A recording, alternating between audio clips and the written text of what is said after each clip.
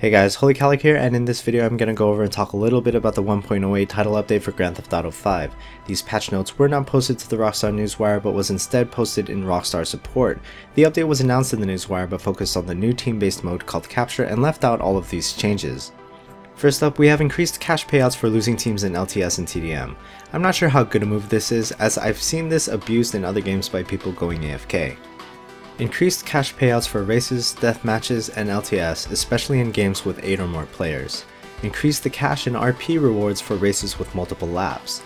Cash payouts for parachuting now take points scored into account. I'm guessing those last 3 were done to encourage people to play those modes after all the nerfs that have been done.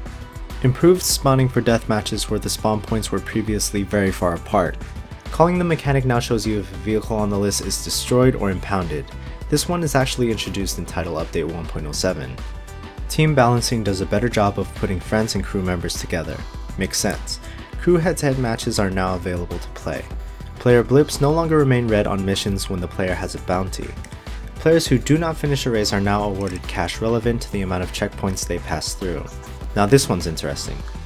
Players who race solo now earn cash.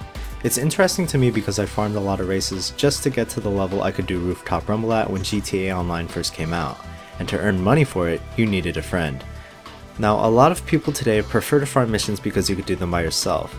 I feel that this is one of the reasons why mission payouts were nerfed. I wonder if this change will create a shift in what people play.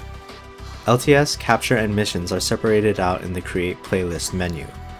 The patch notes do not mention that they also added these categories into quick jobs, but unfortunately it doesn't work at the moment and trying to join a mission can result in entering an LTS or Capture lobby.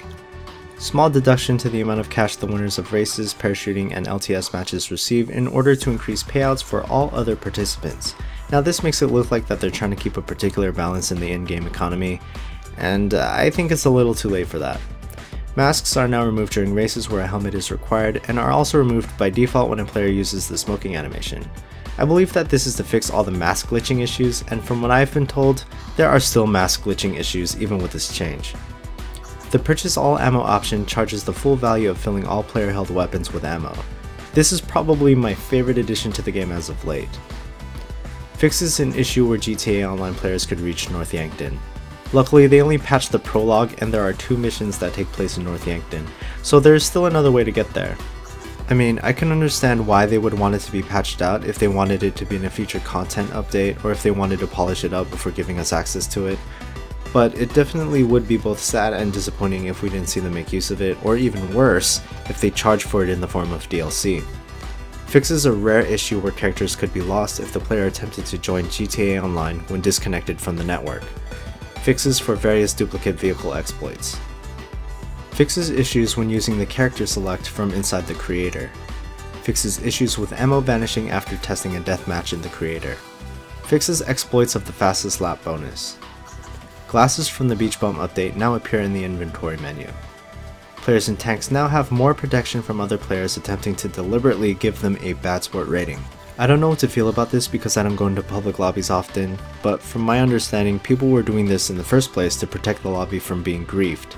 In addition to this, they did not add to the patch notes that someone who kills you with a tank no longer pays for your insurance. Bad sport timers now read properly and show the correct time left in the bad sport lobby. Once again, not too many people are happy about this patch. There is a link to the patch notes in the description below, as well as the newswire article for the Capture game mode that I did not cover in this video. If you like the way I presented this information, remember to leave a like and subscribe, and if not, feel free to dislike. But either way, thanks for watching, and I'll see you in the next video.